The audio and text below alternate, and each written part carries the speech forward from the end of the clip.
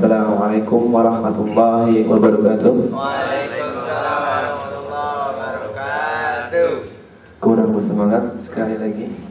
Assalamualaikum warahmatullahi wabarakatuh. Waalaikumsalam warahmatullahi wabarakatuh. Alhamdulillah, sejuk banget ya hati, tapi Allah suka yang ganjil. Sekali lagi ya, biar semangat gitu ya. Assalamualaikum warahmatullahi wabarakatuh. Waalaikumsalam warahmatullahi wabarakatuh. Alhamdulillahirrahmanirrahim. Wassalatu wassalamu ala asyrafil anbiya'i wal mursalin wa ala alihi washabihi ajmain. Waduh, pertama-tama mari kita panjatkan puji syukur kita kepada Allah Subhanahu wa taala. Hingga saat ini, detik ini, kita dikumpulkan dengan keistiqomahan kita dalam kajian KIDI, kajian Islam Zuhud Intisab dan Mogot, yang nggak ada henti-hentinya memberikan kita pengingatan tiap keluar dari sini. Salawat dan salam kita curahkan kepada Nabi kita Muhammad sallallahu alaihi wasallam, keluarganya, sahabatnya, dan para pengikutnya hingga akhir zaman. Baik, teman-teman yang saya cintai karena Allah, kali ini kajian Islam Zuhud Intisab akan membahas ketika bencana menjadi pengingat, yang akan disampaikan oleh Ustaz Ismaidas. Sudah tidak asing lagi, beliau akan mengungkapkan bagaimana itu bencana dan apapun gitu. Kalau saya jelaskan nanti nggak bagian Ustaz ya, yang penting saya juga dengerin aja gitu. Baik, sebelum kajian dimulai, kita mulakan dengan baca basmalah. Bismillahirrahmanirrahim. Semoga yang mendengarkan nanti dari Ustaz Ismaidas akan dihapuskan dosanya. Amin. Amin. Baik, Ustaz, tafadhol untuk memberikan tausiahnya. Baik, hadirin sekalian, bismillahirrahmanirrahim. Wahyikum jami'an bitahiyatil Islam. Saya menyuruh Anda semua dengan salam penghormatan dari Islam, salam penghormatan dari Allah Subhanahu wa taala, dan salam penghormatan buat para penghuni surga. Assalamualaikum warahmatullahi wabarakatuh. Waalaikumsalam warahmatullahi wabarakatuh. Terima kasih. Semoga dengan salam tadi kuping kita sejuk, hati kita berbunga. Alhamdulillahi wa kafa, assalatu wassalamu ala nabiyil mustafa wa ala alihi wa sahbihi sidqi wal wafa. Segala puji bagi Allah Subhanahu wa taala yang kembali mempertemukan kita di sini untuk bersilaturahmi, membandingkan hati, menyatukan visi, strategi dan langkah kaki, menyatukan visi untuk menyembah Allah satu-satunya ilah penguasa di muka bumi, untuk menanamkan iman ke dalam hati dan menebarnya ke seluruh bumi, ke seluruh pertiwi, dan untuk menebarkan takwa ke seluruh keluarga kita, bahkan ke seluruh Indonesia dan penjuru dunia, bahkan jagat raya. Hadirin sekalian,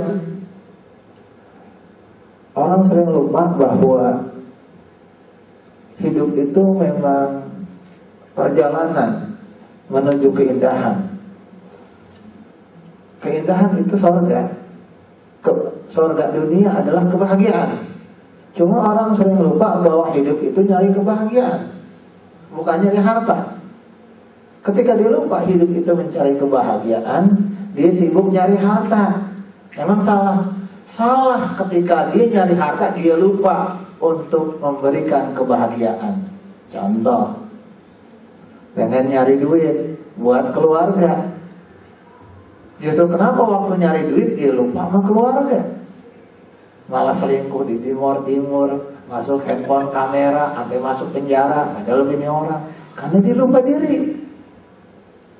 Ada orang kerja buat nyari duit, buat ngapain? Ngebahagiain keluarga, tapi dia lupa diri, dia nggak bersyukur. Justru waktu lagi kerja nyari duit, dia stres. Kita kerja buat apa? Buat nyari duit. Iya, dapat duit buat apa? Buat nyukupin kehidupan. Iya, kalau hidupan cukup buat apa? Kan kita mau nyari surga di akhirat dan surga dunia. Surga dunia itu kebahagiaan. Kalau emang kita kerja supaya bahagia, harusnya ketika kita kerja kita bahagia. Timbul dikit kecil kita mau bahagia. Nah, orang sering lupa tujuannya. Ibarat supir truk punya visi kehidupan tuh kayak supir truk menuju Yogyakarta. Cuma lewat Pantura. Dia lupa diri aja tuh, lupa tujuan hidupnya, nggak nyampe Jogja. Ada yang nabrak jurang, ada yang nabrak orang lain, ada yang nyusuk di kali, ada yang nabrak warudoyong, ada yang nabrak jabla yang penguting segala. Harusnya di truk ada tulisan doa ibu diganti kuntung bujandamu, karena mampir di Indramayu. Ya, Indramayu tuh bukan anekdot, memang aslinya di situ ya. Tapi saya nggak mau bahas, nggak masuk tema itu ya. Yang saya ingatkan, kita lupa apa? Kita lupa tujuan hidup kita, jadi kita nggak bersyukur. Apa buktinya kita nggak bersyukur? Lihat coba. Kalau kita kehilangan duit aja gocap 50.000, ribut nggak kira-kira? Ribut. Sampai di kantor tuh main salah-salahan. Duit gocap saya taruh di sini ya. Jangan-jangan manajer nih ya tuh kan. Duit 50.000 hilang, waktu sholat kita hilang. Ribut nggak kita kira-kira? Iya kan? Ini yang kadang-kadang kita lupa. Gimana mau ingat, Allah ingetin. Lah waktu bencana aja juhur-juhur pada joget-joget di kantin. Ya bukan nggak boleh, silahkan masing-masing. Joget berjamaah, bagaimana sih? Sholat berjamaah, bukan joget. Kalau sholat berjamaah aja pahalanya berkali-kali lipat, kira-kira kalau maksiat berjamaah berkali lipat gak tuh? Bukannya nggak boleh, silakan, tapi jangan berjamaah. Waktunya sholat, ente makan-makan, buru-buru sholat lagi. Akhirnya lupa sama Allah. Kenapa lupa Allah? Laki perempuan, ada yang punya bini, ada yang udah punya suami, cekakak-cekikan, kemudian anak begitu. Nah ini mengingatkan. Jadi akhirnya kita kehilangan tujuan kehidupan. Kita nggak bersyukur. Apa buktinya nggak bersyukur? Coba kemarin yang pada mau lebaran tuh, yang mau Idul Fitri, ketika dia mau jalan-jalan rekreasi, dia siapin nggak? Ada yang mau rekreasi ke Taman Safari, melihat monyet doang sama macan. Kira-kira jauh hari disiapin nggak? Disiapin. Lantar nabungan. Kenapa lebaran kita ke ini aja Taman Safari, melihat monyet. Oh kalau memang begitu, ayah, kalau bisa rencananya dimatengin. Oh kita mau melihat monyet pakai rencana. Enggak dipersiapin baik-baik Pak. Mau melihat monyet dipersiapin. Kita kan mau ke surga, kenapa kita nggak rencanain?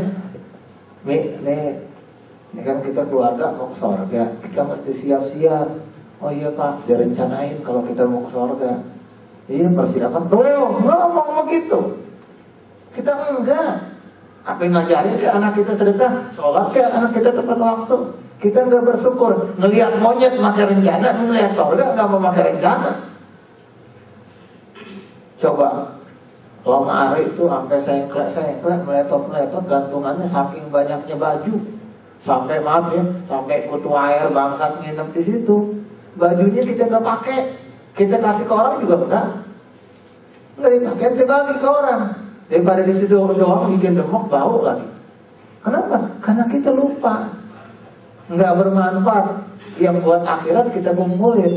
Coba buat nonton Cinta Fitri, sampai season 6 kelar, hatam, Cinta Fitri hatam. Quran setahun hatam nggak? Enggak. Cinta Fitri berapa season setahun hatam? Quran berapa kali hatam? Ya belum sih Pak. Ya kemarin Ramadan, ya enggak juga. Dapat berapa? 3 juz, ya lumayan dah. Juz Al-Buka tadi Pak. Terus kita apaan ibadah kita? Ternyata kita sering lupa bersyukur. Dan yang paling ngeri adalah kita lupa bersyukur tentang kehidupan itu sendiri. Berapa sering kita cerita soal pelangi, indah soal pelangi, sehingga ada judulnya Laskar Pelangi, Menanti Pelangi. Kita cerita soal pelangi itu girang. Kita harapkan hadirnya pelangi ketika hujan menepi. Padahal hidup gak butuh pelangi. Ngapain kita mengharapkan datangnya pelangi? Kalau kita gak dapat pelangi 3 tahun, mati gak? Mati gak saya tanya? Enggak kan? Hujan gak datang 3 hari. Kira-kira bingung gak kita? Ayo, jangan lagi air, cebok bingung. Bukan masalah makan dulu deh, cebok. Sekarang yang kita butuhkan hujan atau pelangi? Betul butuh pelangi? Betul butuh pelangi? Betul? Ayo. Apa kebutuhan? Dan gak apa-apa nih ngomong dia akan dijawab. Apa butuhnya kita dari pelangi? Gak ada. Apa ayo? Kenapa kita ngeluh hujan datang, gak ngeluh pelangi datang? Ada doa ngeliat hujan? Ada? Ada nggak? Ada nggak doa ngeliat pelangi? Umum subhanallah gitu doang. Sama melihat saya juga subhanallah. Tergantung yang lihat kali ya. Tapi begitu, kita sering mengharapkan datangnya pelangi dan mengharapkan hujan cepat pergi. Padahal syukurnya itu di hujan bukan di pelangi. Sebab manusia tumbuh berkembang dunia lewat hujannya bukan lewat pelanginya. Manusia seringkali terkena ilusi, baru bahagia ketika dapat duit. Dapat gaji bahagia, kenapa? Karena alhamdulillah punya dunia. Pelangi, ya enggak? Sekarang bapak dikasih gaji 5 juta, tapi anak bengek 3 tahun gak sembuh-sembuh. Tukeran duit apa tukeran bengek? Ya saya biarin deh pak, 5 juta bisa dicari, yang penting anak saya sembuh. Oke lah, kan anak bapak sekarang lagi gak bengek, bersyukur dong. Kita dikasih sakit nih, kanker. Saya kasih gaji sebulan 10 juta, tapi kanker. Mau nggak? Kalau seandainya kita punya duit 50 juta, tapi kita kanker, mau nggak 50 juta kita kasih? Asal kanker kita sembuh. Siap? Iya, kan nggak kankeran sekarang. Sampai kita nggak bersyukur. Jangan ketipu sama pelangi. Nggak ada pelangi 5 abad juga hidup asik-asik aja, tapi nggak hujan. Tapi hujan banjir pak, kita yang tolong. Sejak kapan hujan banjir? Hujan tuh turun. Hujan turun. Mana ada hujan banjir? Air banjir, salah siapa? Air tuh ngalir, meresap, menguap. Ngapain banjir? Ngapain banjir? Kan berarti nggak ngalir. Ngapa nggak dialirin? Kita merdeka 5 bulan. Kita merdeka, saya udah lupa. Belum berasa, soalnya belum berasa. Kita merdeka udah berapa puluh tahun, bikin got aja gagal. Ngomong pemerintah kita meter, mohon maaf aja. Kita mau debat-debatan. Bikin got nggak sanggup. Belanda nih laut, ini Belanda di bawah nih. Kalau secara ketinggian, dia di bawah permukaan laut, nggak banjir. Kita di atas permukaan laut nih, kita laut di sini, tinggal ngalirin doang nggak bisa. Ngomong pinter kita. Kita nggak ada kaitan politik. Cuma kalau jadi pemimpin sadar diri. Kalau salah ngaku. Saya emang nggak sanggup. Jangan nyalain hujan nih karena hujan banjir. Di Belanda juga hujan nggak pakai banjir. Emang di Malaysia hujan di sini doang. Emang nggak hujan di Malaysia? Hujan juga. Ngapain nggak banjir? Karena kita nggak bersyukur. Jadi orang bahagia dengan pelangi ilusi. Bahagia itu dengan hujannya. Karena hujan yang menumbuhkan. Jadi bahagia bukan waktu menerima duit. Bukan waktu kita dapat kerjaan. Bukan waktu punya anak. Itu iya bahagia. Tapi bahagia seharusnya kita syukuri tiap detik kehidupan kita. Nih sekarang bahagia. Makan tempe atu, pakai sambal enak. Itu bahagia. Minum air putih bahagia. Coba kita jadi orang Afrika yang minumnya susah. Dapat air putih gila nggak? Gila. Kita berapa gelas? Jadi manusia itu harusnya dengan hidupnya itu udah bahagia. Nggak harus nunggu pelangi kehidupan dia bahagia. Orang sering lupa bahwa hadirnya kita di dunia aja, ketemu sejam, mati lagi. Udah cukup membuat dia bersyukur. Katakanlah hidup itu ibarat film yang indah lah misalnya. Katakanlah film yang sangat monumental, Titanic, iya kan? Kita nggak jadi peran utama, lewat doang di situ, lewat. Cerita nggak ke tetangga, ngomong nggak ke orang tua, bahagia nggak kita? Bahkan baru di casting di telepon doang, masuk semenit, udah girang, belum main tuh. Main film, diajak ibunya, mah tuh saya mah tuh Ya kan? Itu. Nah, itu yang kapalnya jatuh, yang ketiban saya tuh.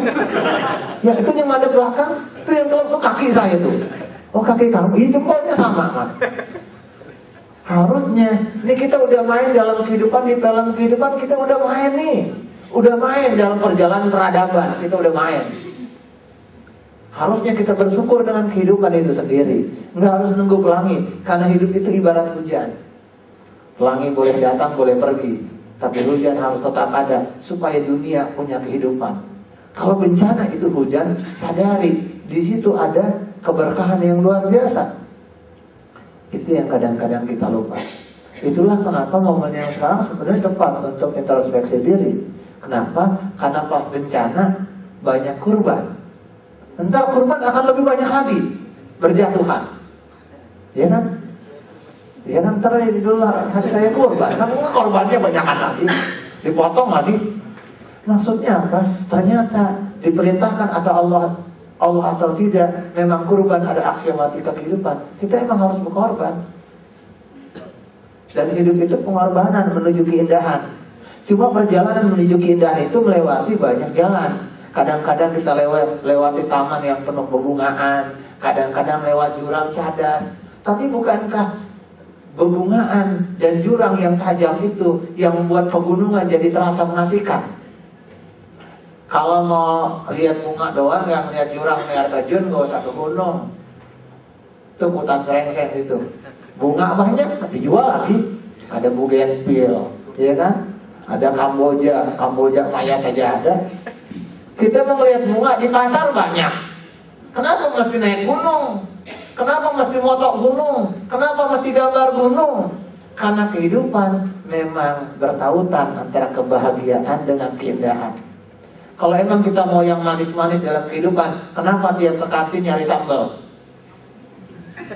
Kenapa nyari sambal? Beli bakso makai nyari saus. Emang itu mesti ada pedasnya. Cuma kita bersyukur enggak? Orang makan sambal aja, dia merasa berat nggak? Berat. Tapi pas udah lewat, coba. Waduh, wah setan sambal. Oh setan sih lu ambil lagi. Iya, makanya ada sambal setan kan. Nah, wallahu a'lam bishawab. Saya ingin mengingatkan kepada kita, orang sering menanti pelangi sehingga dia lupa nggak bersyukur dengan hujannya. Kan Allah ngomong begitu, ngajarin doanya. Inna duha uka. Sunya duha ini milik engkau ya Allah. Wa innal baha uka. Wa innal jamaluka. Keindahan engkau ya Allah. Makanya rezeki kalau di langit turunin ya Allah. Allah turunin dalam bentuk hujan. Kita ngamuk-ngamuk. Ya cucian gak kering nih. Ya. Wallahu a'lam bishawab. Nah hadirin sekalian, itu yang mesti kita sadari. Pertama adalah bahwa musibah memang bagian dari kehidupan. Cuma musibah atau bencana itu ada 3 kemungkinannya. Apa itu azab? Karena Allah mengingatkan begitu. Falamma nasu ma dzukira bihi fatahna 'alaihim abwaaba kulli shay'in hatta idza farihu bima utu akhadnahum baghtatan. Dan ketika mereka udah lupa ayat-ayat kami bikin mereka kemudian bangga dengan itu semua. Hingga sholat, tapi rezekinya ngalir, nggak pada ngaji, tapi kerjaannya mantep. Dia nggak pernah sholat, tapi anaknya sehat-sehat. Tuh, saya nggak sholat aja kaya. Tuh nggak sholat kaya. Itu pakai sholat merana. Oh, Allah kasih aja. Hatta iza farihu bima utu akhadnahum baghtatan. Sampai ketika mereka girang dengan itu semua, Allah siksa secara tiba-tiba. Allah hancurkan secara tiba-tiba. Nggak usah ngomong-ngomong. Ya, itu yang korupsi aman-aman aja. Saya bilang aman. Yang ketangkap penjara udah malu. Yang nggak ketangkep, maaf, kita punya presiden 2, matinya dalam keadaan yang gak enak, luar biasa. Yang satu lama di rumah sakit, kita nggak mau bahas kesalahan atau enggak, tapi yang penting adalah bahkan pemimpin kita yang paling hebat di negara ini pun, ketika Allah mau meninggalnya, Bung Karno luar biasa pimpinannya, tapi meninggal dalam keadaan yang berat juga, nggak lewat kita, nggak lolos dari ujian Allah. Allah gak balas, Allah siapa? Bilang gak dibalas. Cuma yang mesti dipahami, Allah azab. Kenapa? Karena kita lupa dengan peringatan Allah. Tapi kalau sekarang mungkin nggak kita diazab? Nggak ada orang diazab kecuali dia mati. Dia kena penyakit AIDS, misalnya. Saya nggak nuduh ya. Saya mati dulu. Misalnya kena penyakit, dia mati langsung dalam keadaan maksiat, azab namanya. Tapi dia tahu dia kena penyakit AIDS, dia taubat, nggak azab jadinya. Azab itu ketika kita mati dalam maksiat, azab namanya. Tapi yang di sana bagaimana? Tergantung. Kalau dia lagi meninggalnya lagi sujud, belum tentu jadi azab. Tinggal hitung-hitungan dah antara pahala dengan dosa. Saya nggak mau belain juga. Sujudnya insya Allah kalau saya doain dia lagi sholat, insya Allah dia kenal Allah. Masalah sebelumnya sering muterin masjid 3 kali, nebar-nebar bunga, urusan dia Allah dah. Saya nggak mau kecampur. Tapi matinya lagi sujud, insya Allah husnul khatimah, amin. Kan gitu. Ketika dia matinya lagi benar, insya Allah dia husnul khatimah. Jadi pertama azab. Mungkin nggak kita diazab? Mungkin ketika matinya lagi maksiat. Jadi ketika adanya musibah, nggak bisa kita cap azab kecuali yang matinya lagi maksiat. Yang pertama. Yang kedua, kemudian zuharul fasadu fil barri wal bahri bima kasabat aydin nas. Telah terjadi goncangan di langit dan bumi akibat ulah tangan manusia. Apa selanjutnya? Karena supaya manusia menjadi peringatan itu semua bagi mereka. Yang kedua, musibah harusnya jadi peringatan, teguran. Pertama, teguran bagi kita yang mungkin banyak dosanya. Makanya Umar kalau jatuh tuh bukan astagfirullah, alhamdulillah. Alhamdulillah masih Allah ingetin. Alhamdulillah. Kalau dapat musibah dia alhamdulillah. Alhamdulillah Allah masih ingetin. Jadi musibah itu anak kita sakit, peringatan maksudnya. Peringatannya belum tentu karena dosa pribadi, kelalaian. Ini anak sakit, ente bingung kan? Kemarin gak sakit, ente kabur-kabur. Mau gimana sih? Ya kan? Peringatan. Ada teman kita perempuan misalnya gak nikah-nikah, padahal umurnya udah 60 tahun. Cuma kelewatan apa? Teman bapak kali pak. Enggak kan, udah tua misalnya. Itu kan musibah juga ketika dia mau nyari. Kalau dia nggak nyari sih urusan dia ya. Tapi ketika dia mau nyari, tapi belum dapat juga musibah. Peringatan buat kita juga. Peringatannya apa musibah itu? Harusnya ente sadar, ente udah punya suami. Kenapa nggak disyukuri? Ada orang nikah nggak punya anak.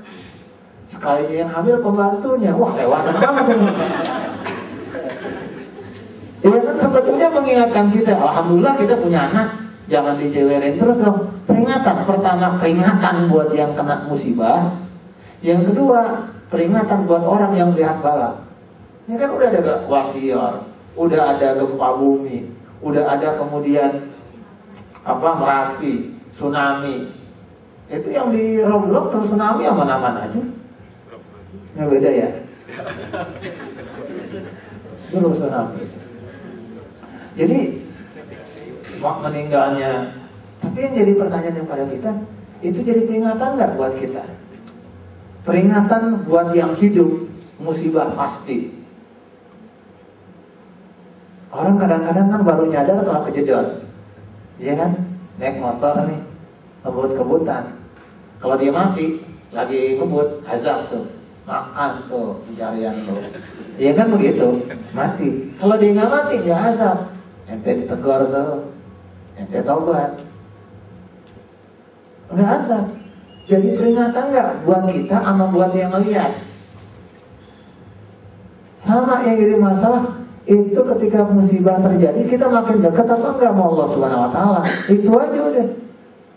Kalau kita nggak ngambil ibadah dari itu nggak ada gunanya. Yang ketiga kemudian musibah itu adalah ujian. Kata siapa? Allah mengingatkan begitu. Kata Allah, hasiban nasu ayyadruka ayyaqulu amanna wa hum la yuftanun. Apakah kalian dibiarkan saja mengatakan kalian beriman tapi nggak diuji? Ya kan kita daftar di Indosat misalnya pengen jadi pegawai, ngomong saya mah pinter pak, kerjaan ini mampu deh pak, bapak percaya aja sama saya deh pak. Kan nggak bisa, ente tes dulu deh, ya kan? tes pertanyaan tertulis, wawancara gitu ya, sama tes tamukan, kuat nggak? Sampai training segala sebulan kan? Ada yang training sebulan di apa? Di bukan diri tuh, di apa? Purwakarta. Sampai sebulan, sampai belum masuk aja udah meninggal. Ada yang pernah ikut di sana? Belum masuk sini udah meninggal. Itu ujian tuh, cobaan. Iya, Purwakarta tes sebulan, meninggal belum masuk. Padahal kalau dia udah keluar dari situ sebulan, dia pasti jadi karyawan. Meninggal, segitu beratnya memasuki dosa, sampai mati segala. Iya kan? Kita mau ke surga, masa gampang sih? Dikasih ujian, susah sebetulnya enggak. Cuma kitanya aja stres. Ujian. Walaqad fatana allazina min qablihim. Sungguh Allah menguji orang-orang sebelum kalian, supaya Allah tahu di antara kalian. Apa gunanya ujian itu ketika jadinya? Kalau azab udah jelas untuk menyiksa orang-orang yang bermaksiat, teguran udah jelas untuk mengingatkan kita semua. Hikmahnya di situ. Terus ujian fungsinya apa? Yang pertama, ujian itu ngangkat mustawa. Kenapa sih musibah ini terjadi buat kita, buat orang beriman? Diuji supaya derajat kita meningkat. Wa izid tala Ibrahim rabbahu bi kalimatin fa atammahun. Ingatlah ketika Ibrahim diuji dengan banyak ujian dan dia sempurnakan. Qala inni ja'iluka lin-nasi imama. Sesungguhnya engkau ingin dijadikan sebagai leader, pemimpin bagi seluruh manusia. Oh, jadi diuji buat jadi pemimpin, iya, biar naik kelas. Anak SD aja mau naik kelas, itu mau diuji. Kita mau beriman, diuji juga. Supaya apa? Supaya meningkat derajatnya, jadi takwa. Ternyata ujian itu ngangkat derajat.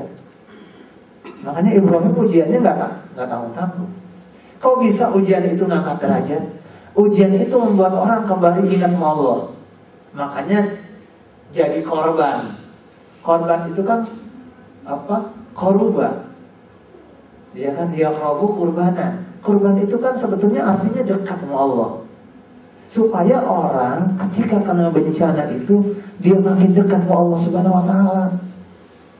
Apa gunanya? Sehingga bisa meningkatkan derajat orang yang diuji dengan musibah itu. Orang ketika dia musibah, dia kembali ke Allah, dia sadar diri. Oh, ternyata tujuan hidupnya Allah. Dia punya visi Allah. Ketika dia punya visi Allah Subhanahu wa taala, dia punya reason to life. Reason for life. Dia punya alasan untuk hidup. Kenapa sih ente nggak putus asa aja? Nggak bisa. Allah nyuruh saya hidup, tugas saya ibadah. Dikatain orang, biarin aja dikatain, saya mah ibadah aja udah. Kerja, ya saya ibadah. Kalau gajinya dikit, cari kerjaan lain. Kalau ngedumel, nggak boleh, karena kita nggak disuruh untuk ngedumel. Kalau protes, silahkan. Nah, Bapak, saya kerja di sini, pengen memberikan yang terbaik. Tapi boleh nggak saya mengkritik? Kenapa kalau kemarin gaji itu dirapel, Pak? Bukankah dalam Islam bekerja itu bayarlah upah sebelum keringat kering? Ntar bosnya kan tinggal jawab, begini Pak, hadisnya benar, berikanlah upah sebelum keringatnya kering. Tapi Bapak kan kerja ruangannya ber-AC. Nah, kayak tadi Pak, kan Bapak nggak keringetan. Oh iya, saya push up dulu deh Pak. Ya terserah kalau begitu. Jadi nggak ada tugas kita ngedumel. Boleh nggak ngedumel? Silahkan, berlebihan jadi dosa. Oke, ngedumelin orang. Boleh nggak kritik? Silahkan, hak Bapak. Nuntut boleh. Ngegibah dilarang. Nggak boleh ngegibah. Udah ngegibah, yang tahu dia ngegibahin lagi, lebih nggak boleh juga. Dia suka ngomongin orang tuh, emang orangnya begitu sih, tuh kan? Jadi gibah kuadrat kita kan. Akhirnya kita gibah berjamaah. Oh, jamaah gibah. Ahlul gibah war jamaah berarti gitu. Iya kan? Jadi kerja kita ibadah. Lakukan yang terbaik buat pekerjaan kita dalam hal begitu. Do the best for the best, do the best to the best. Kita meningkat derajatnya. Kenapa? Karena kita tahu tujuan hidup Allah, kita punya visi, kita punya reason, alasan untuk hidup. Karena kita punya alasan untuk hidup, kita bisa melakukan yang terbaik. Do the best for the best. Berikan yang terbaik untuk hal-hal terbaik yang udah kita miliki. Ketika kita tahu anak orang meninggal karena demam berdarah, kita bisa, oh iya, saya punya anak. Berikan yang terbaik untuk hal yang terbaik yang kita miliki. Do the best for the best. Anak-anak adalah yang terbaik buat kita, karena kita minta supaya punya anak. Suami ada yang terbaik karena kita pilih dia jadi suami. Oh saya dijodohin Pak, kok yang saya mau? Harus ganteng Pak. Ya dia pilihan kita kan, berarti kan. Terima, yang terbaik, berikan yang terbaik. Itu yang terbaik, kan kita yang pilih. Saya dipilih teman Pak. Pilihan itu siapa? Dia ambil dia. Oh ribut aja deh sama dia kalau ribut. Yang terbaik, do the best for the best. Kenapa mesti do the best for the best? Kan kita tahu persis, karena hidup kita tujuannya Allah Subhanahu Wa Taala. Do the best, do the best. Kita akan memberikan yang terbaik untuk jadi yang terbaik. Karena pokoknya kami sekolah zakatil khairan ya Rob. Berbuat baik sebesar biji sawi Allah ganti. Berbuat jelek sebesar biji sawi coba aja Allah ganti. Nggak usah berapa kali ketelepasan gitu ya. Ada orang kebut-kebutan. Ini kita acara keislaman. Saya ingat banget dulu tuh. Saya mau itikaf, ada orang ngebut 3, Masya Allah saya kaget. Udah mau buka puasa, orang lagi puasa mau itikaf, ketelepasan. Ya Allah jatuh. Enggak, saya ucapin dalam hati, jatuh nih anak. Saya ngomong begitu, berapa detik kemudian jatuh. Cuma dalam hati, astagfirullahaladzim, saya kayak kita tolongin juga malah jadinya enak ya. Ya cuma karena ketelepasan gitu ya. Ya Allah jatuh pertama. Ada berapa kali ya di antara. Yang kedua ada teman Ustaz juga. Kita lagi masang spanduk buat Ramadan atau Idul Fitri itu kalau nggak salah. Idul Fitri lagi Ramadan juga. Kita keluar dari masjid mau itikaf, ya, pasang spanduk Idul Fitri. Masuk kebutan waktu jalan panjang masih trek-trekan tuh, trek-trekan gitu ya. Ketika masih ada trek-trekan, kebut tuh. Kita lagi mau nyebrang, tiba-tiba ketelepasan dalam hati ngomong. Teman saya ngomong, jatuh lu. Habis ngomong itu nggak berapa semenit jatuh, nggak. Cuma ada hal-hal yang kebetulan Allah tunjukin depan kita, berbuat jelek sebesar biji sawi Allah ganti. Cuma yang jadi masalah kita sering nggak beristighfar supaya yang jelek itu nggak menimpa kita lagi. Do the best, to the best. Lakukan yang terbaik supaya Anda jadi yang terbaik. Kan kalau kita nggak makan teratur, tubuh kita jadi yang terbaik. Kalau olahraga teratur, kita juga jadi yang terbaik. Coba aja kita makan gak teratur. Kemarin buktinya di Indonesia ada istilah lebaran, bukan Idul Fitri, karena gak teratur. Jadinya lebaran maksudnya habis bulan puasa, pas Idul Fitri pada lebar perutnya.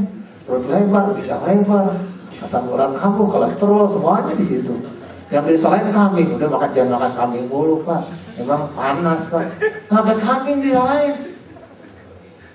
Orang Arab makannya kambing, Rasul makan kambing gak begitu-gitu amat kayak gitu. Nanti gak punya duit ngomong aja udah. Sampai kambing disalah-salahin. Gak ada masalah sama kambing, gak ada masalah sama kolesterol. Yang masalahnya ente berlebihan soal kolesterol. Dan kolesterol gak bakal kelebihan kalau kita rajin olahraga, makan yang teratur, minum air putih. Berarti kita gak memberikan yang terbaik buat hidup kita. Itu jadi ngangkat musibah tuh ngangkat derajat. Kadang orang baru sakit baru sadar air putih itu penting. Kalau enggak dia nggak sadar diri kan. Nah hadirin sekalian, kita punya reason to life. Ketika kita punya alasan untuk hidup, kita punya reason to happy. Musibah, akhirnya kita tahu oh iya ya, banyak yang Allah berikan kepada kita. Ada yang istrinya meninggal, dia nangis-nangis, hilang suaminya. Ada anak bayi itu selamat, yang tsunami, yang bayi ketemu selamat, orang tuanya nggak ketahuan. Katakanlah itu anak dikasih kesempatan, bapak dikasih kesempatan, bapaknya meninggal, anaknya masih bayi, itu bapak dikasih kesempatan 1 jam aja untuk melihat anaknya ketika udah dewasa itu dalam keadaan sehat dan girang. Kira-kira dia bahagia nggak tuh? Kita nih, misalnya apa, bapak kita atau siapa yang kita sayangi udah meninggal, katakanlah kita dikasih kesempatan ketemu dia lagi 2 jam aja, sejam kita ketemu terus ngomong, ayah alhamdulillah Saya bahagia dia di sana tenang-tenang aja. Kira nggak kita kira-kira? Nah kan kita harusnya nyadar ketika musibah terjadi, kita belum kehilangan orang-orang yang kita sayangi. Kita punya reason to happy, reason for happiness. Kita punya alasan untuk bahagia. Itulah ketika kita menyadari musibah itu kembali ke Allah sebagai visi hidup kita. Kembali ke agama, karena hidup kan ibarat perjalanan. Sementara agama kan bikin trek, rel. Saya buat hidup kereta. Sehebat apapun kereta, sekeren apapun kereta, sedahsyat apapun kereta, tanpa rel dia mau nyampe kemana? Ada sifat relnya, stasiunnya nggak ada, kita mau turun di mana? Mau loncat. Jadi kita perlu stasiun, Allah Subhanahu Wa Taala, rel agama, supaya kita kenal diri, tahu diri dan punya harga diri. Jadikan Allah sebagai visi, mengangkat derajat kita. Kita punya reason for happiness. Orang yang punya alasan untuk bahagia, dia punya reason to fight. Dia punya alasan untuk bertarung. Nanti kenapa sih? Kekeh banget, enggak, ini salah nih. Enggak, pokoknya menurut Allah salah. Dia punya prinsip. Dia punya alasan untuk bertarung. Nanti semangat banget nyari duit. Enggak, saya pengen berkorban. Ya kalau enggak ada, enggak usah dipaksain kali. Enggak, soalnya Nabi ngomong, ya kan? Makana lahu sa'ah falam yudahi fala yaqrabana musholana. Barang siapa yang punya kemampuan kelanggangan tapi nggak berkorban, nggak usah deketin musolahku, tempat sholatku. Kan berarti Nabi nakanin banget ya buat berkorban. Saya pengen berkorban nih, nabung nih. Kan begitu. Dia punya reason to fight. Nanti kalau semangat banget, nggak ada pengen sedekah nih. Dia punya alasan untuk berlalu. Anda pengen ngebahagiain bini, Anda pengen nabung besok beliin bini apa makanan kesenangan dia, momogi. Ya kalau itu masih aja belanja lah, momogi doang ya lah. Ya apaan kayak kita beliin bini sebagai kenang-kenangan apa? Dia hobinya apa? Dulu masih waktu kenalan, ada yang pacaran, ada yang ta'arufan. Ingat kira-kira kesenangan dia apa? Beliin. Kita punya reason to fight. Nggak mesti nanti muter-muter aja. Ane mau beli cokrok rasa coklat. Dulu hobi gini aneh itu. Kan begitu. Jadi kita punya alasan untuk bertarung. Dulu waktu pengen punya bini bertarung segala. Kata bininya, bang kalau mau ngelamar saya, kata bapak mesti bawa duit. Kalau orang Betawi kebangan tuh minimal 20 juta. Ya hari ini saya bela-belain nabung. Sampai sang perempuan pun berkorban. Abang ada berapa? Cuma 12 juta. Yaudah deh bang, ntar saya tambahin 8 jutanya. Yang penting abang jadi melamar. Cuma segitu berkorbannya. Reason to fight. Kenapa? Kita ada sesuatu yang hendak kita tuju. Apa itu? Visi hidup tadi. Dan kita kalau punya reason to fight, kita punya juga reason to optimism.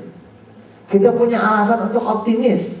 Itu pentingnya ketika kita memiliki visi kehidupan. Ketika kita dapat musibah, kita kembali ke Allah Subhanahu Wa Taala. Reason to optimis yang bagaimana sih? Ingat nggak waktu Ismail dikorbanin, pisau dia di sini. Nih, kalau bahasa kitanya, Ismail babi suruh motong nih, yang nyuruh motong Allah, sebab itu nggak mau deh. Udah potong aja jangan banyak ngomong dah. Pakai banyak kan takut ngomong begitu. Mau motong pakai cerai, udah potong aja nggak sih? Iya kan logikanya. Pisau ada di sini. Apa Ismail lu? Ya, dia punya alasan untuk bertarung. Apa itu? Jalanin udah, Allah yang nyuruh pakai ngomong-ngomong. Potong. Coba kan sebagai bapak, ini kan anak dia. Dia ngotong pisau udah di sini, ini anak mati kayak gini. Dia kan dipotong. Tapi kan kita punya alasan dalam optimis. Bahkan ketika nyawa udah di depan mata, leher udah mau dipisah daripada badannya, pisau udah mau nembus ke lehernya, Allah selamatin. Udah mau mati. Udah gini, kan ceritanya bukan tahu-tahu Ismail bilang jadi korban. Ibrahim ngayunin pisau. Wow, dia yang waspada. Kalau gitu begini kan, mati belum? Nabi, ya iya, dipotong aja, berubah jadi kibas. Nyawa udah mau mati, Allah selamatin. Kita punya alasan untuk optimis. Bayi selamat di tsunami.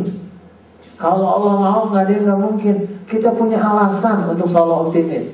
Kalaupun kita meninggal, kita mati dalam keadaan optimis. Apa optimisnya? Kita mati dalam surga. Orang kalau memahami begitu dia nggak bakal banyak kehilangan. Kenapa? Bapak saya meninggal. Nah, kalau bapak lu meninggal kesiannya apa? Kan dia ke surga. Yang kesian lu ditinggalin. Iya kan? Iya kan ya, anak bapaknya meninggal, anak masih kecil. Yang kesian bapak apa anaknya kalau dari sisi orang hidup? Ya kesian anaknya, anak bapaknya nggak ada kan kesian. Tapi kan kita sedih kehilangan. Berarti kita sedih bukan karena orang itu menderita. Kita sedih karena rasa egoisme kita, kepemilikan kita diambil. Diambil. Coba kalau yang mati kambing, kita nggak merasa kehilangan tuh. Kan kesian juga kambing. Lu ngapa segitunya kambing saya? Ya kan kesian. Enggak kesian. Karena bindingnya nggak ada, ikatannya udah nggak ada.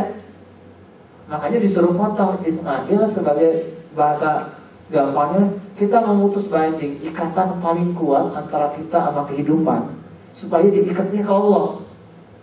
Kalau udah diikat Allah, semuanya beres. Kita punya alasan untuk selalu optimis. Kalaupun kita meninggal, anak kita meninggal, selama anak kita tahu kita sayang sama dia, kita gak bakal sedih.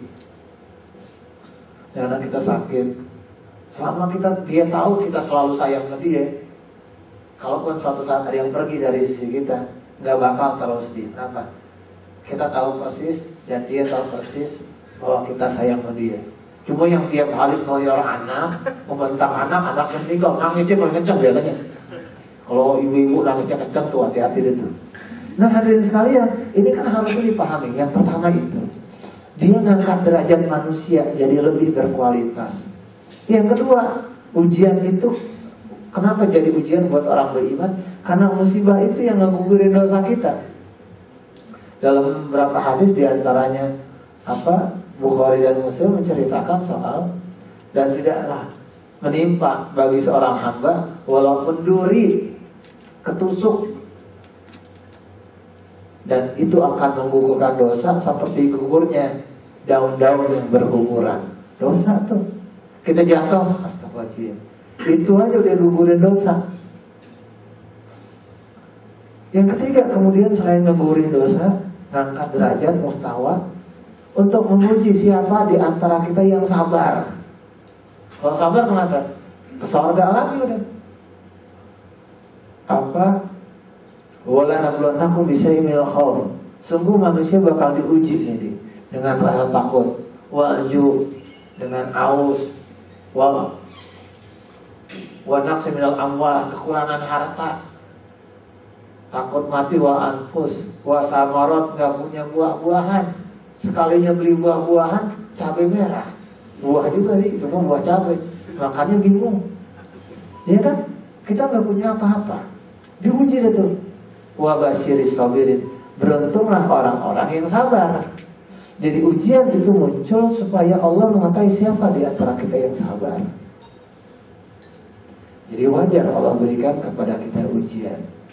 Apalagi kemudian, walaqad fatanna allazina min qablihim fala ya'lamanallahu, supaya Allah mengetahui siapa yang amanu wala ya'lamanal kazib, dan siapa yang pendusta. Jadi ini ujian Allah berikan kepada orang beriman untuk ngetes kira-kira ada yang beriman apa enggak, atau ada yang berdusta. Kenapa? Ujian udah muncul malah nyembah Nyi Roro Kidul, ruatan, ngarungin kolor ke laut, kaitannya apa? Nggak kaitannya apa? Pakai dalaman disebar-sebar ke laut. Emang Nyi Roro Kidul udah bentuk celana dalam? Terus setan porno banget ya? Kan begitu, aneh-aneh gitu. Apa yang begitu? Kita takut sama musibah. Bukannya kita mendekatkan diri sama Allah, ada yang injek-injek telur.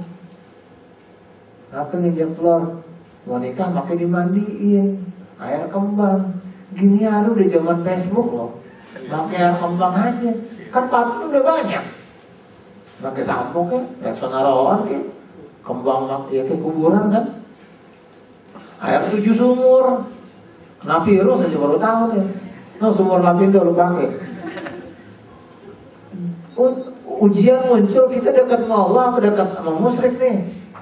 Makanya muncul kurban. Kenapa kurban? Orang biasa kan potong hewan buat berhala. Di Indonesia tuh ayam dipotong supaya setannya pergi deh. Kalau orang beli rumah, nggak ada istilah selamatan. Padahal kalau kita beli rumah, mau beli orang harusnya syukuran, keselamatan, biar rumahnya selamat. Si selamat aja nggak selamatan. Kemarin saya ketemu sama orang nggak ada selamat-selamatan ya. Ngapa kita selamatan? Sedekah bumi supaya bumi nggak ngamuk.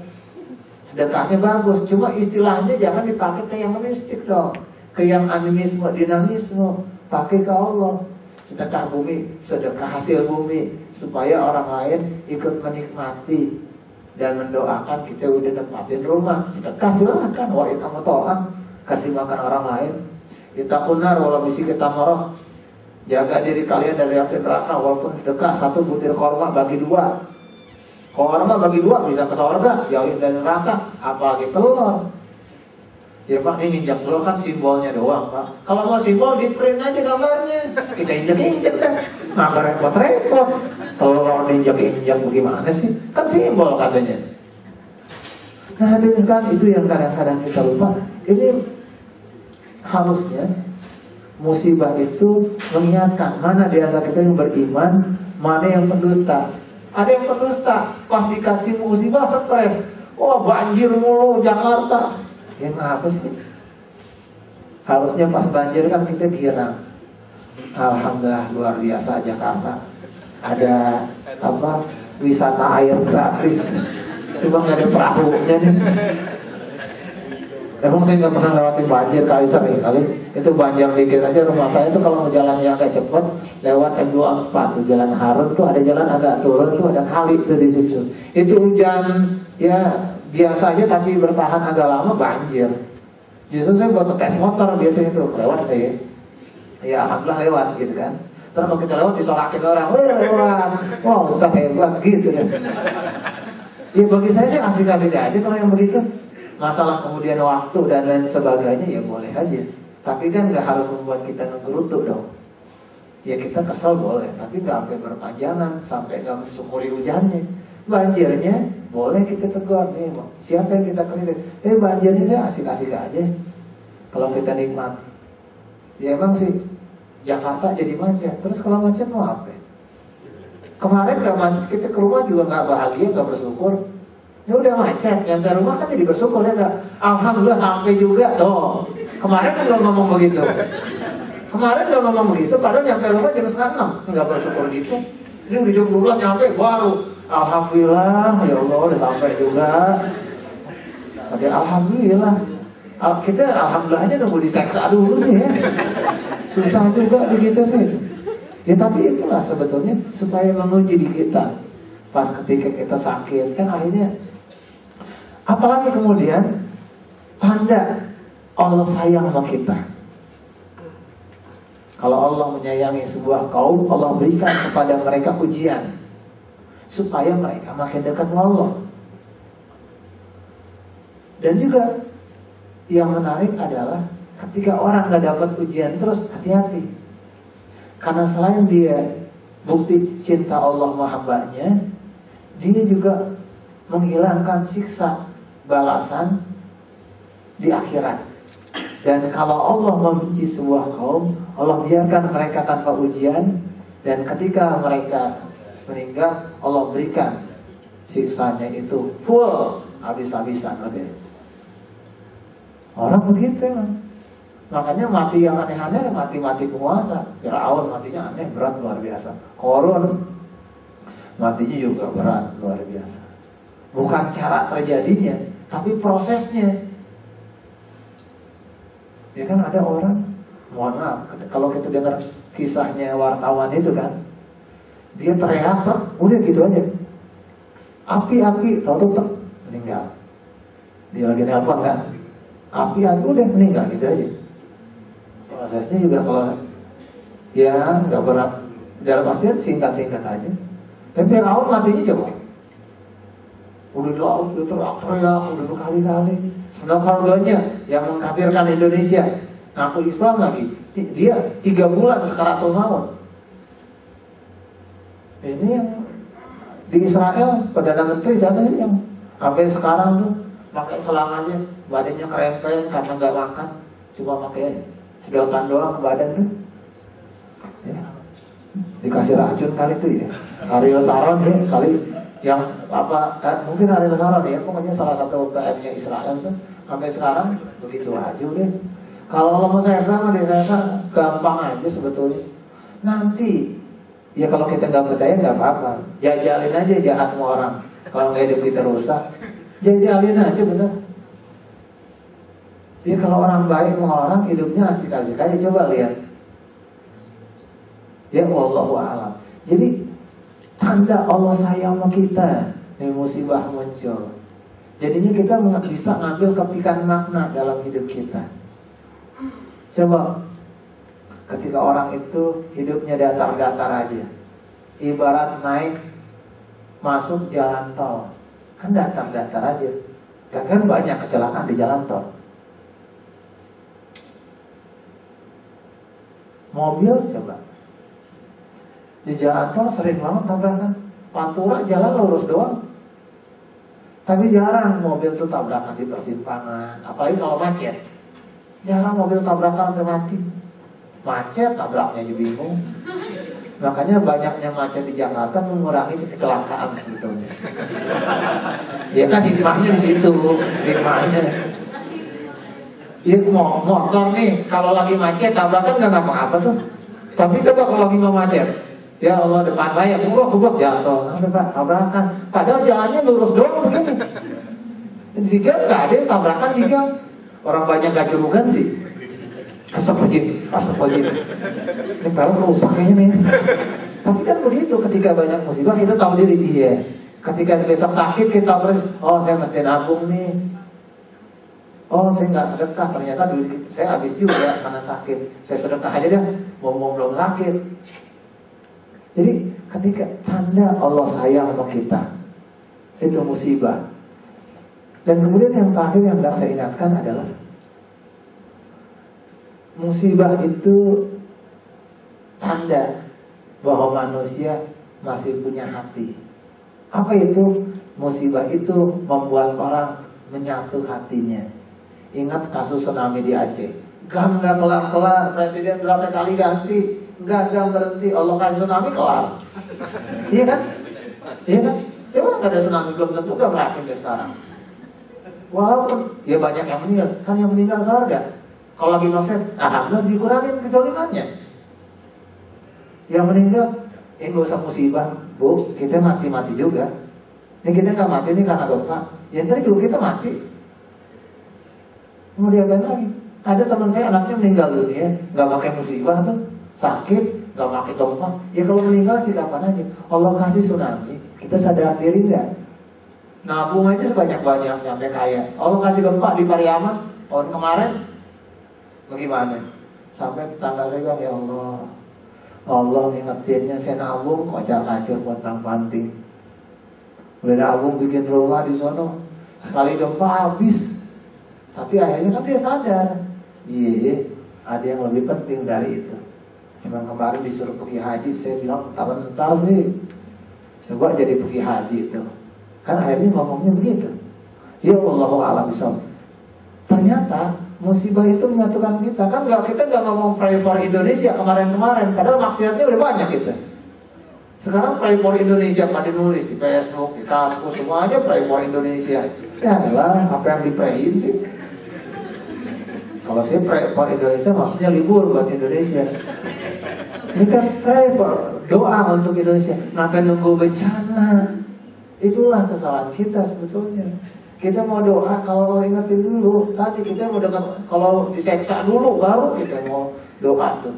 Nah hadirin sekalian, ternyata ketika orang musibah jadi dekat. Indonesia nyadar diri.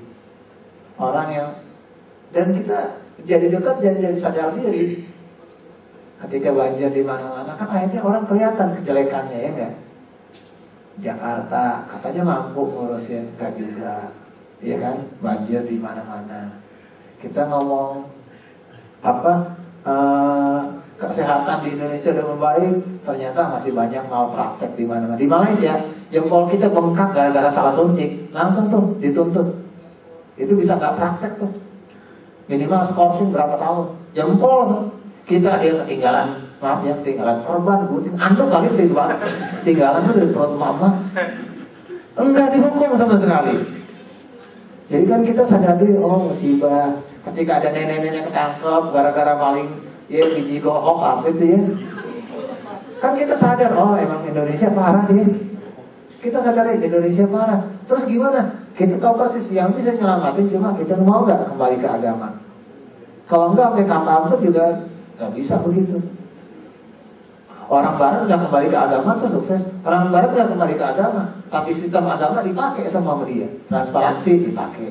Oke lah, kita nggak mau kembali ke agama, oke nggak mau. Pakai dong sistem agama dalam kehidupan kita. Transparansi pakai, ya nggak. Kesederhanaan pakai. Biar jelas-jelasan gitu. Dan ya Allah a'lam. Kan akhirnya kita tahu kejelekan orang. Allah buka segala sesuatu, kita menyatu. Ketika bencana di mana-mana masih ada anggota dewan yang keluar negeri, nggak ngomong-ngomong, tahu-tahu ketemu wartawan di bandara. Mau mana Pak? Ke Itali. Saya baru baca detik tadi, ya ke Itali diam-diam.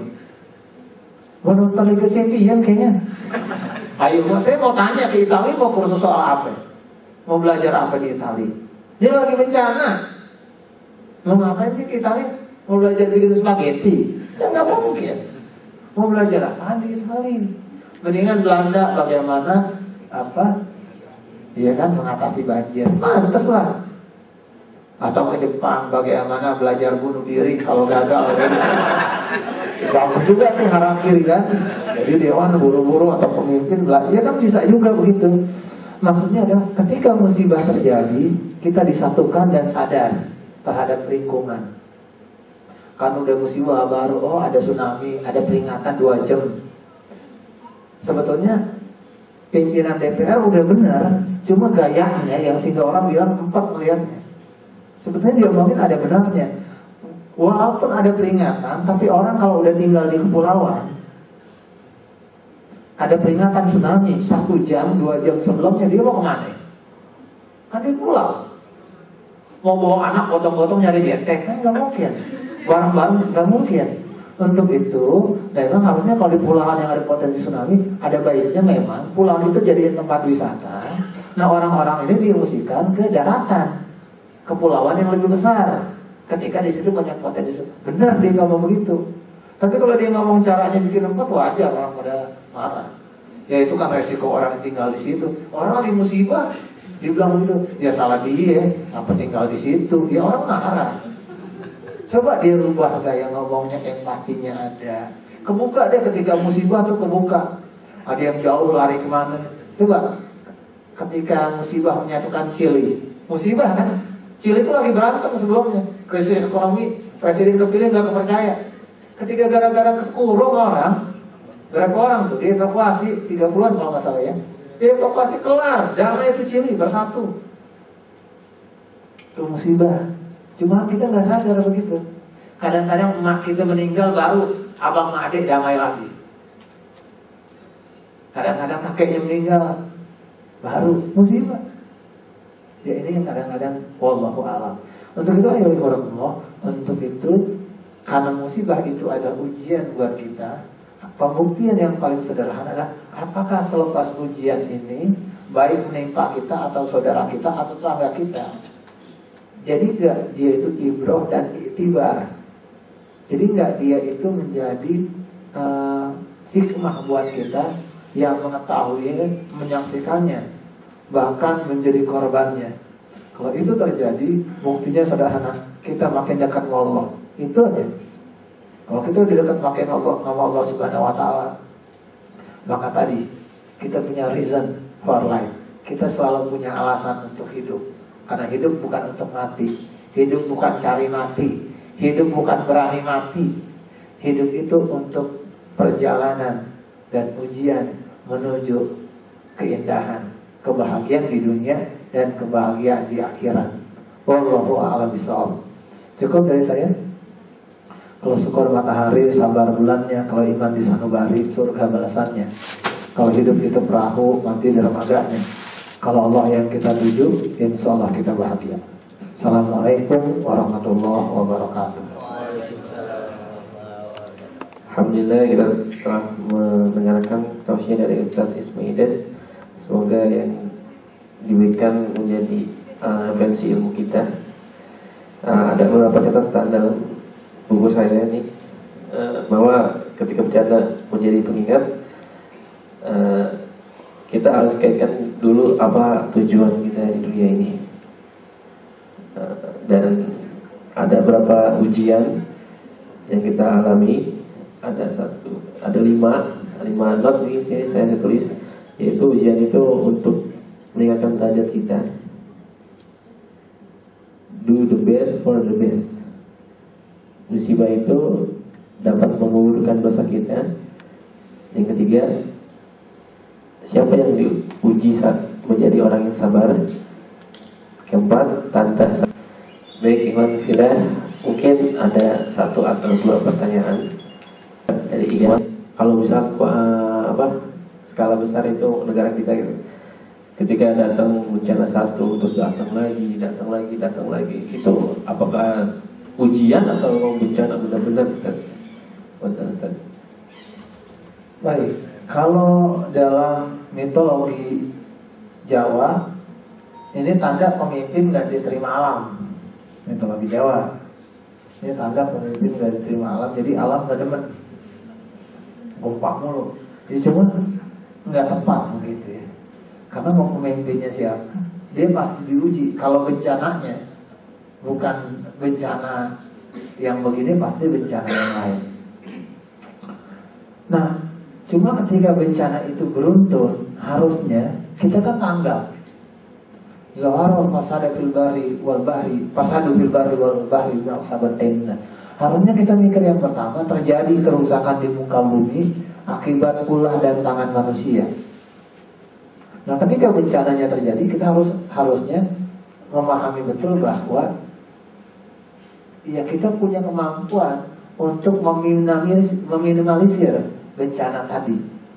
Contoh, kalau bencana itu ujian, kan kalau dia udah diuji, dia kan mau ujian nih PNS. Kan kita bisa tanya ke dia, itu ujiannya apa aja? Oh, dia gagal, kenapa? Kemarin dia nggak baca buku PMP. Masih ada buku PMP. Iya kan kali begitu ya. Ya mungkin dia nggak belajar SPB, gagal gitu. Kan kita tanya ke dia.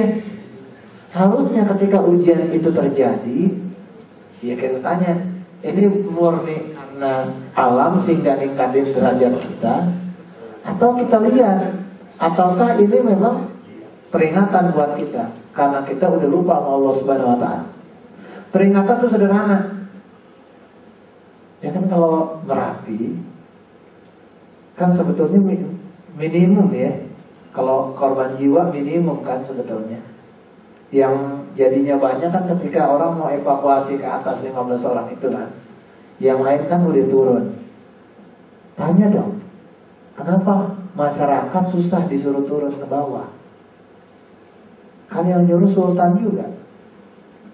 Kalau sultan aja juga nggak percaya, kalau Marijan tanya, kenapa rakyat lebih percaya sama seorang Marijan dibandingkan sama sultan?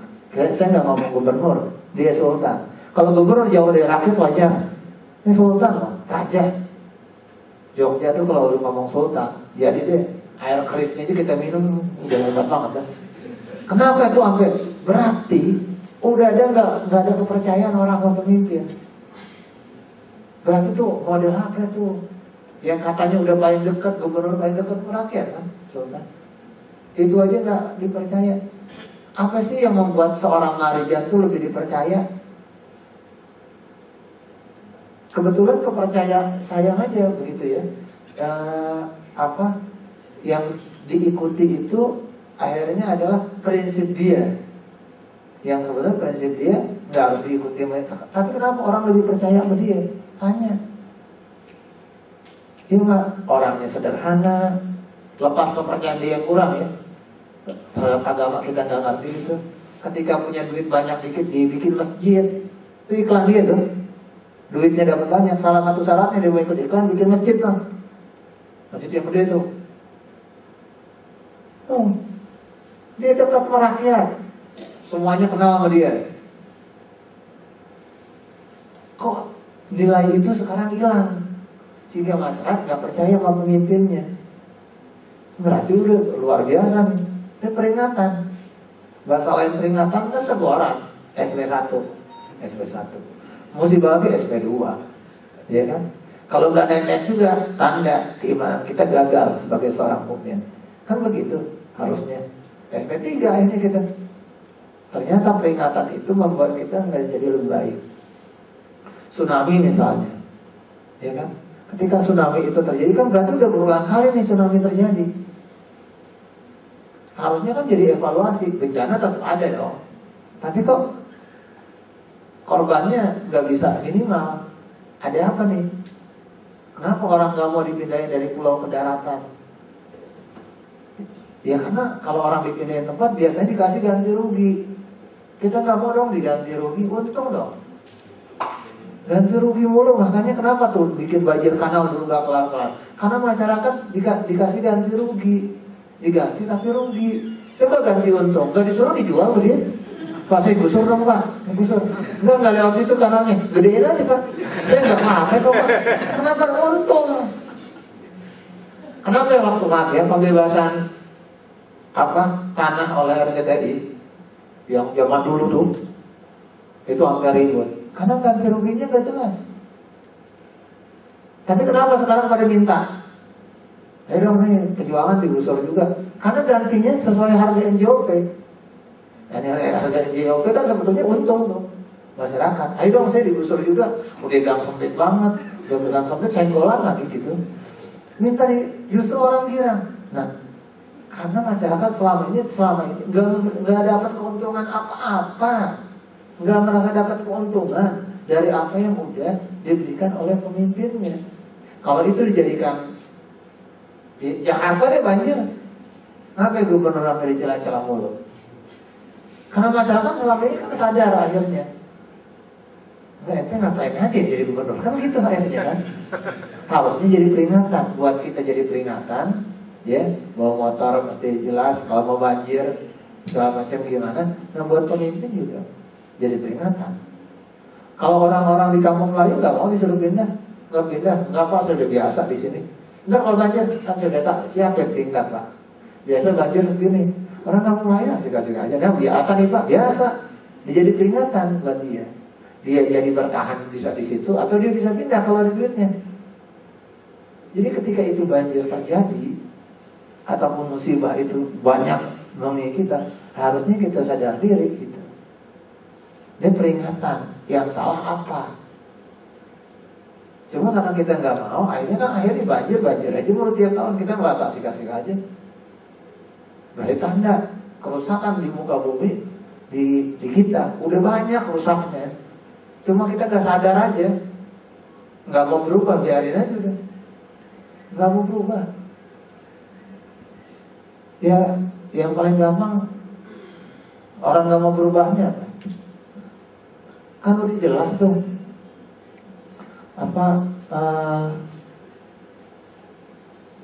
daerah Mampang, Perapatan sampai di Kuningan segala macam. Itu daerah yang kalau sekalinya banjir parah luar biasa. Itu ada daerah kali-kali di situ. Di pinggirnya tuh bukan rumah, perusahaan. Nggak jauh dari belakangnya tuh kali. Itu kan bantaran kali. Ngapain masyarakat sampai digusur-gusur rumahnya? Itu pabrik, perusahaan dibiarin aja. Gusur dong kok berani. Itu masyarakat yang di pinggir jalan tuh, karena itu daerah hijau digusur. Ini daerah hijau nih pak, jangan tinggal di sini. Ya pak saya nggak punya. Bapak ini peraturan pak. Ya tolong bisa diatur. Oh pak saya nggak bisa disogok pak. Itu bantaran kali. Maksudnya nggak bisa disogok. Cuma itu kok tetap berdiri. Ya saya disogok nggak bisa pak. Cuma ngerubuhin juga nggak sanggup. Gimana? Cuma kok begitu? Kan sebetulnya itu tanda bahwa ini kerusakan udah terjadi di kita. Kita nggak mau berubah. Yang diomongin masyarakat kecil mulu buang sampah, masyarakat buang sampahnya dikit. Cari tuh, kali yang tempat biasa banjir, itu lebih banyak sampah atau kalinya yang emang udah dangkal? Kalau kali mau rapi itu kiri kanan dijadiin tuh apa? Beton. Terus kemudian rutin ada pengurukan, ada batasan, rapi kayak Venesia gitu ya. Iya kan, kalinya cakep. Itu kalinya nggak ada sampahnya, yang kalian tuh sama Istiqlal jelek-jelek aja tuh. Udah nggak ada sampahnya, banjir aja. Nggak bisa begitu, nggak bisa nyalain masyarakat. Masyarakat bagaimana pemimpin? Kalau mata airnya butek, nggak mungkin kalinya itu bening. Tapi kalau kalinya butek, mata airnya bening, lama-lama bening juga. Percaya sama kita? Jadi dari keran tuh bening, walaupun embernya kotor bening lama-lama tuh ember. Tapi dari kerannya udah kotor, biar kata ember baru beli kotor-kotor juga. Sama nih, jangan nggak bisa nyalain rakyat, tapi pemimpinnya udah rusak. Saatnya masyarakat kembali ke Allah. Nyerah dong, bukan. Ketika masyarakat kembali ke Allah, akan muncul pemimpin yang dekat sama Allah. Bukan jualan agama doang ketika jadi pemimpin. Ketika dia jualan agama doang, Allah marah. Jualan agama waktu jadi pemimpin, wah muridnya ulama, muridnya ini. Tahun baru pada dangdutan juga tuh. Oh, muridnya ulama aja begitu, biar muridnya setan ya. Tapi kan begitu, ulama diem aja tuh. Nah, itu yang terjadi ketika agama cuma buat jualan dan kita nggak sadar diri. Ya ntar diulang-ulang terus nih musibah banjir terus aja. Kita kalau ngomong secara kecil, Jakarta nggak keluar banjir, macet makin banyak macet Jakarta. Emang nggak beres sih ngaturnya. Mana ada ceritanya ibu kota negara-negara lain yang banyak mallnya, mana ada? Masa ibu kota kebanyakan mallnya sih? Ini ibu kota pasar malam nih. Ibu kota tuh daerah pemerintahan. Bikin rapi dong, mallnya dikurangin. Tiap meter ada mall, tiap meter ada pasar swalayan. Mati udah tuh pedagang kecil. Ya kan tiap satu RW kadang-kadang satu RT 2. Satu RT ada 2 berderet yang Alfamaret, Indomaret, April, Mei, Juni berderet. Yang warung sampai yang mau beli kan begitu. Itu kan aja udah nggak beres. Wallahu a'lam. Jadi ternyata memang ini peringatannya udah tajam buat kita. Ya cuma kan kita nggak sadar. Ya udah biarin aja deh. Terima aja deh, kita asik-asik aja. Yang penting di hati itu dilapangkan, diluaskan. Jadi apapun yang terjadi kita nggak bakal stres. Apa yang mau stres sih? Itu di Kebon Jeruk waktu banjir tuh nggak ada yang stres. Girang-girangan, ada yang pada bikin kapal-kapalan, perahu-perahuan. Kalau udah banjir anak-anak bilang, ayo kita ke sana. Kita melihat banjir. Lihat banjir, lumayan kan ditontonan. Kita tonton ini ngedorong motor aja pada macet. Iya, kesian banget gitu ya. Iya kan gitu. Wallahu a'lam. Ya kalau kita mengambil sisi ibrah baiknya, itu bisa buat apa? Jadi renungan buat kita. Tapi nggak bakal berubah. Karena innallaha la yughayyiru ma biqaumin hatta yughayyiru ma bi anfusihim. Allah nggak bakal merubah sebuah kaum kalau kaum itu nggak merubah dirinya sendiri. Bagaimana juga nggak bisa. Ntar jangankan Merapi, ntar Krakatau itu siklusnya itu meledak lagi tuh Krakatau. Siklusnya emang begitu. Dia siklusnya itu meledak, kemudian lama tersumbat, nanti kayak jerawat itu lama set, dia siap lagi. Itu kalau kaitannya dengan ledakan gunung berapi. Tapi kalau kaitannya dengan gempa, ya emang Indonesia itu daerah gempa. Indonesia itu daerah gempa, daerah lempengan. Lempengan termasuk Jakarta. Jakarta tuh lewat dan Mogot nih, pas nih lewat sini nih kayaknya. Rumah saya kagak kayaknya. Lewat sini. Saya ingat di doang. Ya kan emang Indonesia daerah lempengan. Tapi mohon maaf, kalau ngomong gempa di Jepang gempa tiap hari. Kasih aja, nggak masalah tuh. Kita gempa jarang-jarang ribut banget apa sih? Itu gempa tiap hari di Jepang. Orang teman kita yang kalau kuliah di Jepang pertama kali itu tiap hari istighfar, astagfirullahaladzim. Ada yang SMS saya baru pindah tempat, saat di daerah gempa bagaimana supaya kita tenang. Wah, pindah aja dari sana biar tenang. Kita ngajarin bagaimana udah daerah gempa kan? Ya tapi karena dia terbiasa dan dijadikan itu sebagai pengalaman. Kalau kita kan bukan pengalaman, beda. Kalau pengalaman diberi pengalaman jadi ilmu, kemudian dirubah jadi kebahagiaan dia. Kalau pengalaman kita udah lama-lama di situ sih, mau diapain lagi? Contoh, masuk WC pasar, kita mau nunggu bakso kebelet, ada WC pasar, di situ bau, berecetan dah kotorannya, baunya nggak keruan-keruan, warnanya putih kehijau-hijauan, nyampur kayaknya warna sama kotoran tuh. Kita masuk situ, aduh, masya Allah, kita kelihatan juga geli, ada jangka cebok kali di situ. Kawannya jadi pengalaman. Besok-besok kalau kita mengantri busway, udahlah kita buang air dulu di mana kek, segala macam kita siap-siap. Tapi kalau berpengalaman, dia tahu dia sering buang air di situ, lama lagi biarin dah, biarin dah. Lama-lama WC yang jelek dan segala macam di sana enak aja di mana, asik juga nih lama-lama. Tapi rokok di dalam, merenung, jadi inspirasi lagi di situ. Itu pengalaman namanya. Kerusakan asik, kita rusak tuh asik. Kan teman-teman ngomong begitu. Ya, Gayus itu sebetulnya nggak salah, dia cuma sial aja ketahuan. Tuh kan begitu. Jadi bukannya ini kesalahan, kita pengalaman asik aja di situ. Akhirnya kejelekan udah asik buat kita. Akhirnya orang ngomong, ya namanya hujan banjir wajar lah. Masa iya pemimpin bisa ngalahin hujan? Yang nyuruh ngalahin hujan siapa? Ya hujan lah turun aja. Jadi cuma jangan dibanjirin begini dong. Rumah lu kayak banjirin. Nggak banjir, cuma tergenang. Baru pindah. Belum sekumis katanya.